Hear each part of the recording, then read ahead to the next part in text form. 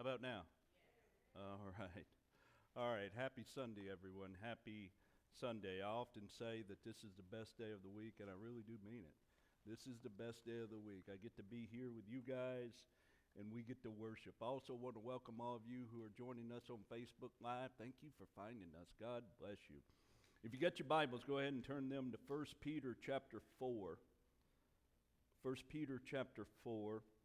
If you don't know where 1 Peter is, it's at the end of the New Testament, so I guess a good way to find it is go to Revelation and work your way forward about 4 books.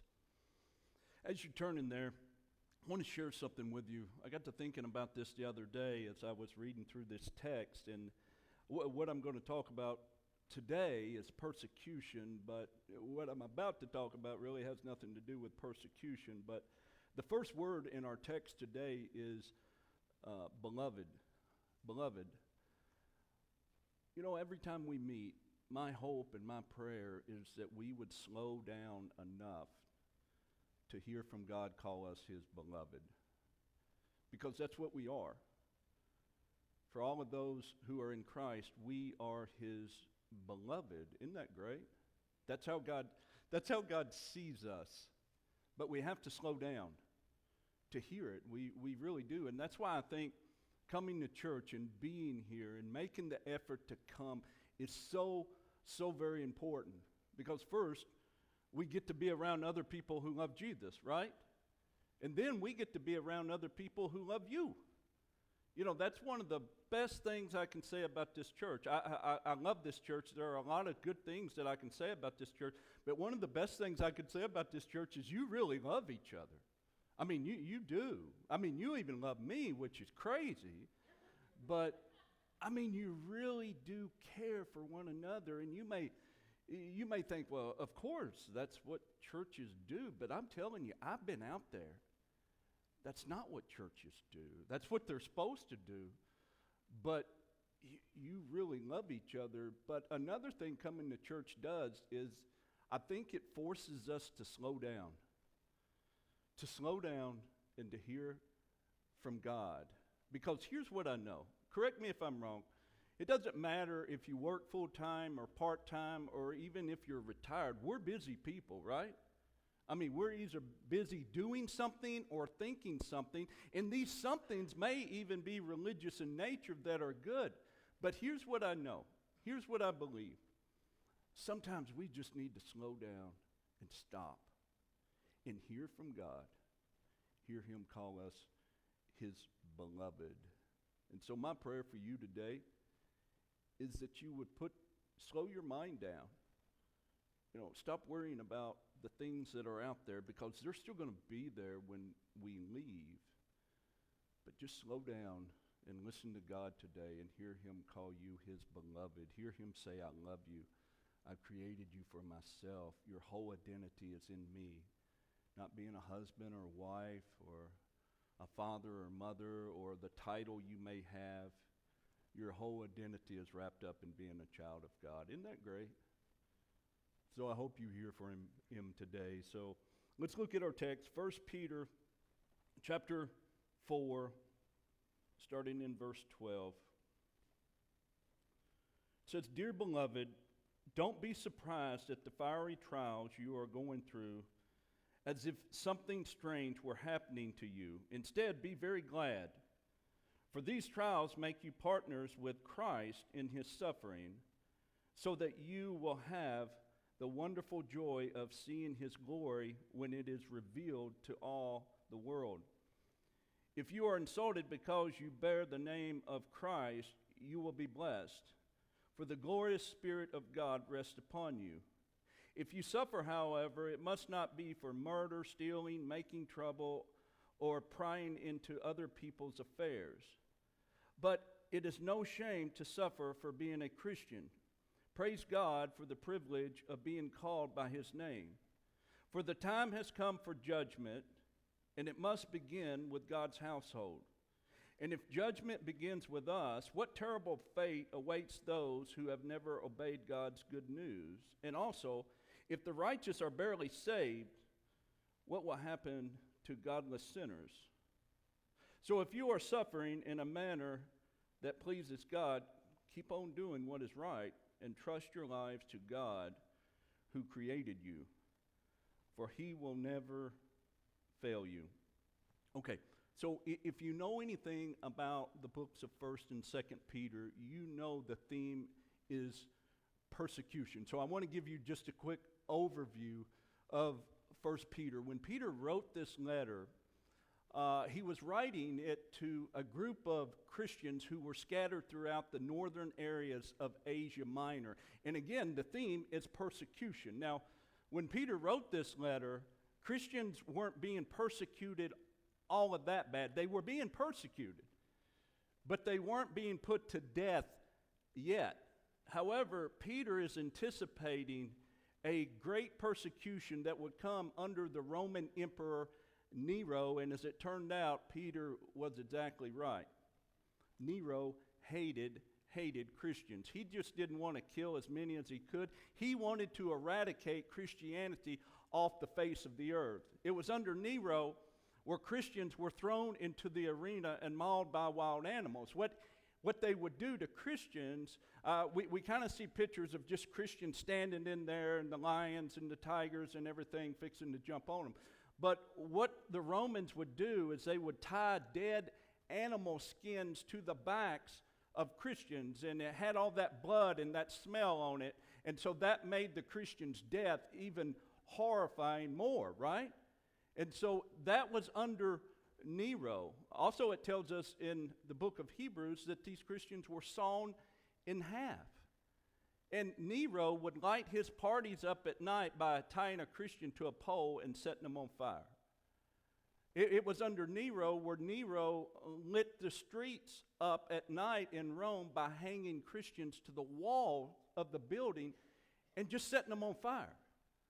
And listen, I'm not making this up. It was under Nero where Peter would be put to death by crucifixion, and he was crucified upside down. Does anybody know why? Anybody know why? Well, tell me.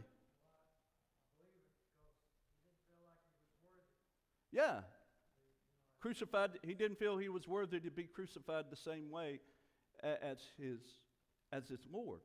Now, what Peter focuses on is the importance of believers staying faithful in the midst of unjust suffering and to be a good citizen, to be respectful, and to live well in the midst of all this suffering. Again, what Peter says basically is persecution is coming. It's going to happen, and I'm so sorry. But you need to be faithful and you need to be a good witness. In fact, we just read part of it, but it's a theme throughout 1st and 2nd Peter. Peter tells these people who are going to suffer unbelievably that they should consider it a good thing that they will suffer. Why? Because if you suffer for Christ, you will share in his glory, according to Peter. So I want to talk about persecution just for a few minutes. First, around the world, and then here in the U.S. So I want to give you some statistics here. Every day, 20 Christians worldwide are killed for their faith. Every day, 30 churches or Christian buildings are attacked. Every day, 52 Christians are unjustly arrested or imprisoned for their faith. 1 in 8 Christians worldwide experience persecution. This includes 1 in 6 in Africa and 2 out of 5 in Asia. Now, the top 10 persecutors, countries that is, are North Korea, Afghanistan, Somalia, Libya, Pakistan, Eritrea, Yemen, Nigeria, and India. Those are the top 10. Now, where I read this, they gave the top 50, and something that I found very, very interesting because I have some experience with this is Indonesia comes in 27th. 27th. Now, 91% of Indonesia is Muslims, 91%. About 4% other religions, and about 3.5% Christian, but that comes at your own cost. because the Indonesian government says that they're open to all religions. But again, it comes with your own cost. And me and some of my friends, we found out the hard way that's the case. You know the story. We were in a very remote village in Indonesia, and we were staying at the Duku's house, which was the mayor, and his house was the biggest house in the village, but it had no windows and a dirt floor. And so about midnight, while we were laying there on a dirt floor, sweating to death because it's about still 100 degrees outside with 100% humidity, the Indonesian special forces come busting in. They didn't knock on the door. They come busting in and asked us what we were doing there. And luckily, we had a water filtration system with us because that's your in these other countries. And in a place like Indonesia, if you're just going and say, well, we're going to spread the gospel, they won't let you come in. But if you go in with another way, and we had these water filtration systems, thank God we didn't give them all out. The previous day, we said, look, here's what we're bringing. You don't have clean water in this village, and this is what we're doing. And so the special forces basically told us that there was hit out on our lives, and that this group of Muslims, they knew where we were, and they were in the vicinity, and they wanted to kill us. And so our next question was, are you going to stay? And they said, no. But come daylight, you need to get out of there. We think what happened is some locals told this group of people what we were doing, that we were trying to convert all these Muslims to Christianity, which we were. But they think that we were kind of, insulting Islam. And so I know a little bit about this persecution. And in fact, I met a pastor there. Of course, we were talking through an interpreter. This old pastor, he had been arrested 50 times for preaching the gospel. His church was burnt down 3 times. He told me that he had a gun put to his head on 5 different occasions and was told to stop preaching the gospel and stop talking about Jesus. And when he told me that, I just couldn't believe it. And I asked him, I said, well, what did you say when they put a gun to your head? What did you say? And that old guy, he just smiled. And he said that I told them to live as Christ and to die as gain. Isn't that amazing? What would you do? Would you do that? Now, there are many reasons why Christians are being persecuted in other countries. According to Open Doors, which is a Christian organization that tracks and studies persecution in other countries, the top 3 reasons are Islamic oppression, clan oppression, and religious nationalism. So let's just take one of these, Islamic oppression. If you've ever studied Islam, anybody ever studied Islam? Just a little bit more than what you hear on TV? Andy, you read up on some? Yeah, if you've ever studied Islam, and I've studied it more than most. I've read the Quran in the English version. But if you've ever studied Islam, you know that their goal is to convert the whole world to Islam, right? Much like our goal, right? That's what we want to do as Christians. We want to convert the whole world to Christianity, but unlike us, their motto is not live and let live. It's not. Now, one thing I think confuses a lot of people that a lot of people don't know, and they can't get this through your head. How many of you have heard this phrase, Islamic extremism? Have you ever heard that?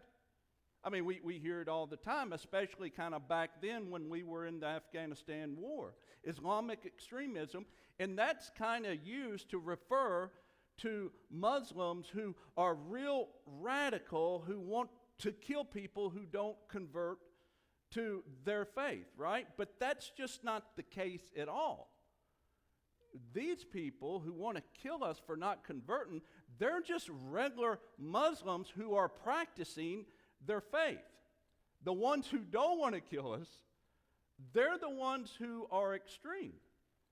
It's kind of like Christianity, right? How many people have you talked to and said, well, I'm a Christian, and then you look at their lives and they're not kind of living that out. It's the same thing.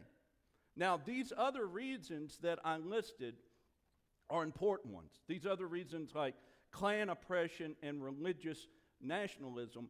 And missionaries study all of this. They really do. They study these things because when they go to these countries, they need to know what these people are thinking and what they can expect.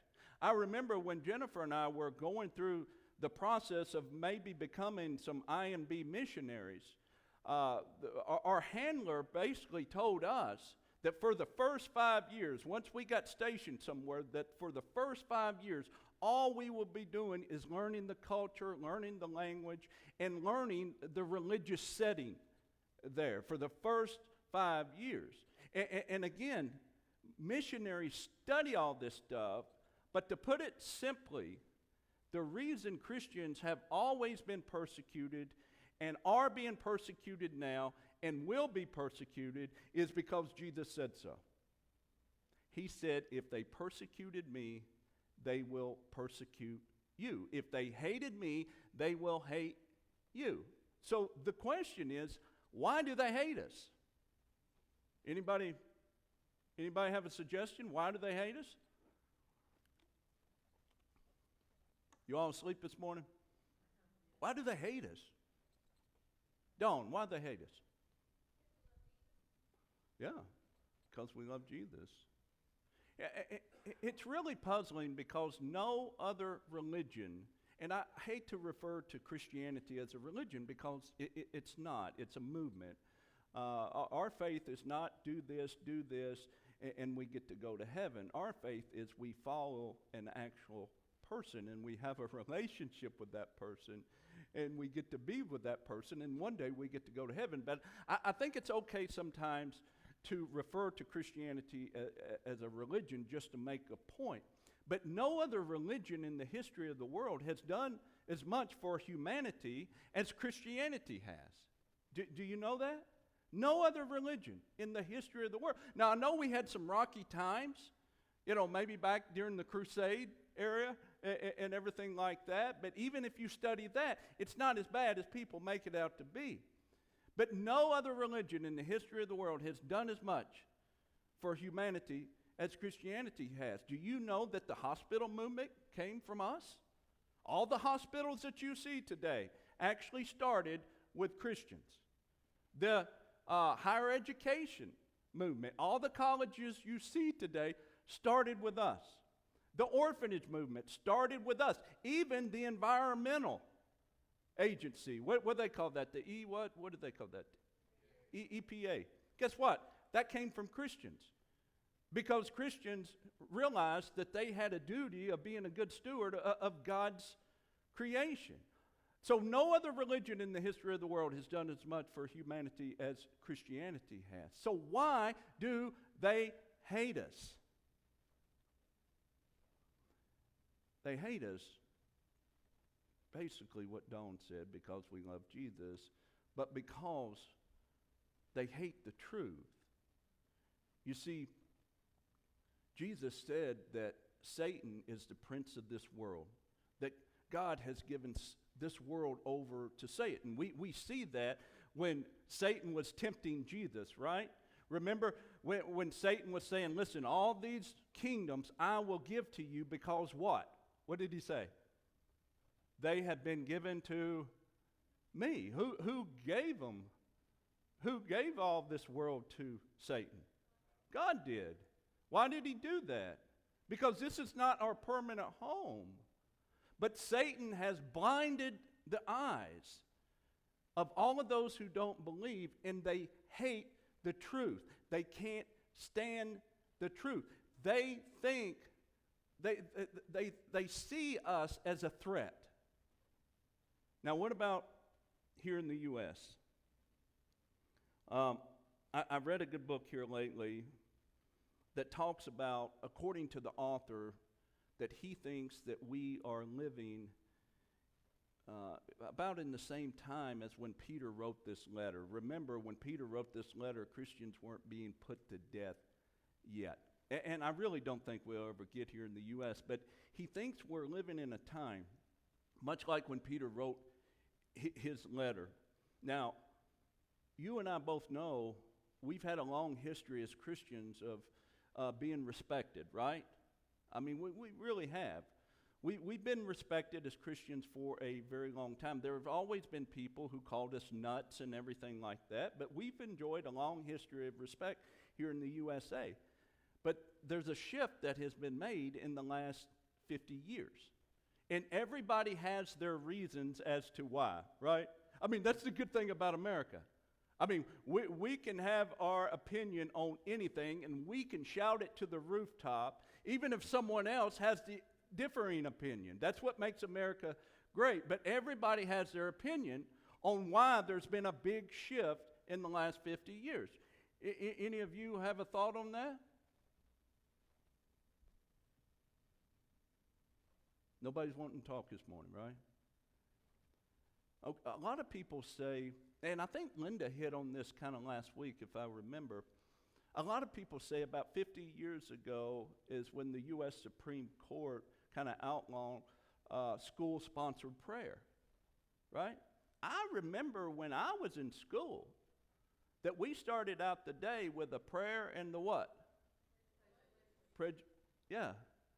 A lot of people say, it started with Roe v. Wade and all of that stuff, and I think some of that has something to do with being lowered in people's eyes as Christians, but something has happened. I mean, we have to concede that, right? Something has happened in America to where we're not looked upon as with respect. Personally, if my opinion matters any, I think it's our fault. I think it's our fault as Christians, because Jesus didn't say that the gates of hell would not prevail against the U.S. government, did he? Jesus didn't say that the United States was the light of the world and the salt of the earth, did he? He didn't say that. He said his followers are the light of the world and the salt of the earth. I think it's our fault. I don't think that we have portrayed Jesus as the most precious thing in the world to us, have we? I don't think we have. You know, one of my favorite stories Jesus told was this man walking around in a field and he stumbled upon a treasure. You know that one? Yeah. He tripped over something and he looked down and he kind of scratched the dirt, and it was a great treasure, greatest thing he had ever seen in his life. And so he covered it back up, he went back home, and he sold everything he had to buy the field so that he could have that treasure. Can you imagine what his friends and family said? That's a worthless field. You're giving up everything you have just to buy that field. And I can see that man smiling and saying, but you don't understand. You don't understand what I felt. We have not portrayed that to the world. You know, I'm really getting tired of people, especially Christians, kind of shaking their heads at what's going on in the world and in our country and not doing anything about it. Aren't you? I'm getting really tired of that. Just listen, just some recent events. Man, I pray with all my heart that Roe v. Wade will be overturned. Oh my God, I pray with all my heart, but that's not going to stop abortion. It's not going to stop abortion at all. The only way we change people is for them to be changed. That's it. It's our fault. When was the last time you shared Christ with somebody? When was the last time someone came up to you and said, man, I want what you have? There's just something different about you. You seem joyful. When was the last time someone did that? Do they know that about you? Or did they just know that you go to church every now and then? I agree with the author of the book, and I got it. I was going to show it. I'll let you read it. It's really a good book. I believe that we're living in a time here in America as Christians. I don't think it's a bad time. I think it's a good time for us. Because just as Peter told these believers who would go through unbelievable suffering, he said it's a good thing. I think as Christians, we need to stop shaking our heads and realize that this is our time to shine. This is our time to shine. This is our time to show the world, to show our country, that yes, you can say whatever you want to about us. You can call me names, whatever you want to do, but I'm going to love you, and I'm going to pray for you, and I'm going to share Christ with you. This is our time. Amen? Pray with me.